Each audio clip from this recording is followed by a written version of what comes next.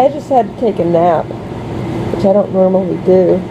But normally, when they're cooking stuff that makes me feel tired, I go out and walk.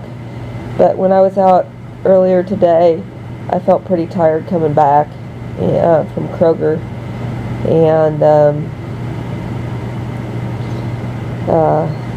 you know, they had me up pretty early this morning with all that crap. I thought about getting out of bed at 6, and then I felt pretty icky and fell back, kind of laid back down. Anyway,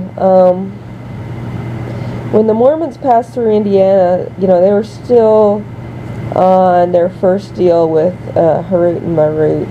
But when they decided to leave, they had to make a second deal.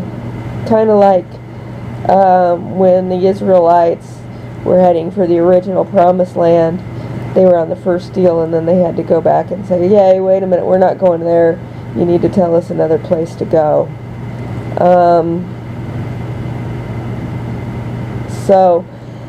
If they had stayed here, well, the reason they didn't stay here in Indiana is the people here that were poisoning them said, "Okay, look, yeah, I know, you're going to be guided to come up with a diet for the nation so that our poisoning would be moved, but we've got other means." No, they don't. They were poisoning people in Congress.